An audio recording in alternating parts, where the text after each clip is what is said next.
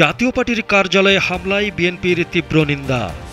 Bullying ও শেমিংয়ের ভয় জাকসুতে কম নারী প্রার্থী। নির্বাচন সামনে রেখে আরও অনেক কিছু দেখতে পারবেন বলেছেন মির্জা আব্বাস। জাপানি কনসোর্টিয়াম না এলে নতুন অপারেটর খুঁজবে সরকার।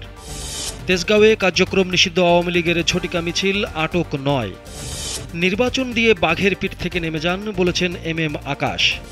ক্যাসিনো কাণ্ডে আলোচিত সেলিম প্রধান শিশাবার থেকে গ্রেপ্তার। ভারত যুক্তরাষ্ট্রের সম্পর্ক এখনও খুব ইতিবাচক বলেছেন নরেন্দ্র মোদী। অন্যায়ভাবে আমেরিকান আটককারী দেশকে কালো তালিকায় দেবে যুক্তরাষ্ট্র। ভোট নির্বাচন 2025-এর জন্য নির্বাচনী কমিশন নিয়োগ করল বিসিবি।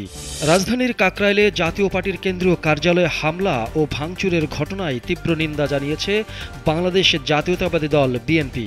আজ শনিবার বিএনপির জ্যেষ্ঠ যুগ্ম মহাসচিব রুহুল কবির রিজভীর দেয়া এক বিবৃতিতে এ ঘটনায় তীব্র নিন্দা ও উদ্বেগ জানানো হয়।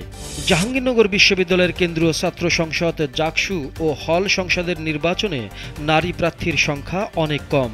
1998 সালের ধর্ষণ বিরোধী আন্দোলন কিংবা 24-এর গণঅভ্যুত্থান জাহাঙ্গীরনগর বিশ্ববিদ্যালয়ে যে কোনো আন্দোলনে সামনের সারিতে ছিলেন নারী শিক্ষার্থীরা। অথচ দীর্ঘ 33 বছর পর হতে যাওয়া কেন্দ্রীয় শিক্ষার্থী সংসদ জাকসু ও হল সংসদ নির্বাচনে নারী প্রার্থীর সংখ্যা খুবই কম। নির্বাচনকে বানচাল করতে মাজারে হামলাসহ চলমান ঘটনাগুলো ঘটানো হচ্ছে বলে দাবি করেছেন বিএনপির স্থায়ী কমিটির সদস্য মির্জা আব্বাস। তিনি বলেন, এগুলো আসলে বিচ্ছিন্ন কিছু নয়। নির্বাচন সামনে রেখে এ ধরনের আরও অনেক কিছু সামনে দেখতে পাবেন। যাতে এই নির্বাচনটা না হয়, একটা শ্রেণীর লোক চাচ্ছে যাতে নির্বাচনটা না হয়। হযরত শাহজালাল আন্তর্জাতিক বিমানবন্দরের নবনির্মিত তৃতীয় টার্মিনাল পরিচালনার জন্য জাপানি কনসোর্টিয়াম দায়িত্ব না নিলে সরকার নতুন আন্তর্জাতিক অপারেটর খুঁজবে বলে জানিয়েছেন বেসামরিক বিমান পরিবহন ও পর্যটন উপদেষ্টা এস.কে. বশির। শনিবার তিনি বলেন, টার্মিনালটি ইতোমধ্যে প্রস্তুত, যাত্রী সেবায় বিলম্ব করা যাবে না। রাজধানীর তেজগাঁওয়ে ঝটিকা মিছিল থেকে কার্যক্রম নিষিদ্ধ আওয়ামী লীগ ও দলটির নিষিদ্ধ অঙ্গ সংগঠনের 9 নেতাকর্মীকে আটক করেছে পুলিশ। নাশকতার পরিকল্পনায় জড়িত থাকার অভিযোগে তাদের আটক করা হয়েছে বলে পুলিশের গোয়েন্দা বিভাগ জানিয়েছে। ঢাকা মহানগর পুলিশের গণমাধ্যম ও জনসংযোগ বিভাগের পক্ষ থেকে এক খুদে বার্তায় এ তথ্য জানানো হয়েছে। নেতাকর্মীদের পরিচয় এখনও জানা যায়নি।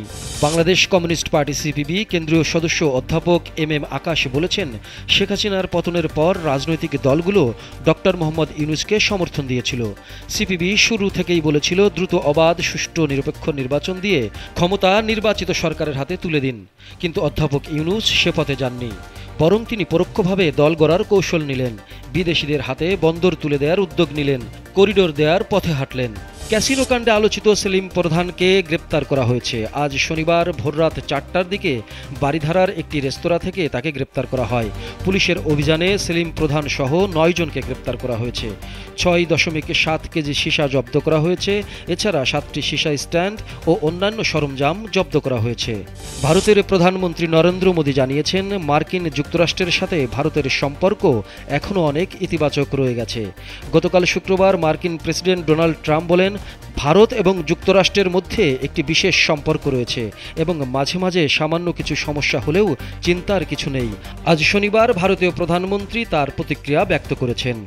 মার্কিন প্রেসিডেন্ট ডোনাল্ড ট্রাম্প শুক্রবার এক নির্বাহী আদেশের ঘোষণা দিয়েছেন, আমেরিকানদের অন্যায়ভাবে আটক করলে সংশ্লিষ্ট দেশগুলোকে কালো তালিকাভুক্ত করা হবে এবং তাদের বিরুদ্ধে কঠোর ব্যবস্থা নেওয়া হবে। ওই নির্বাহী আদেশে বলা হয়েছে, যুক্তরাষ্ট্র এখন থেকে রাষ্ট্রীয় পর্যায়ের বেআইনি আটকের দায়ে দেশগুলোকে চিহ্নিত করবে। বাংলাদেশ ক্রিকেট বোর্ড বিসিবি শনিবার 2025 সালের বোর্ড অব ডিরেক্টরস নির্বাচনের তদারকির জন্য 3 সদস্যের নির্বাচনী কমিশন নিয়োগ করেছে। Senior supreme court advocate Mohammad হোসেনকে প্রধান নির্বাচন কমিশনার হিসেবে রাখা হয়েছে। কমিশন নির্বাচনের প্রতিটি ধাপ তদারকি করবে যাতে নির্বাচন সুষ্ঠু, স্বচ্ছ এবং বিশ্বাসযোগ্য হয়। নতুন ক্রিকেট প্রশাসনের নেতৃত্ব সঠিকভাবে নির্বাচিত হয়।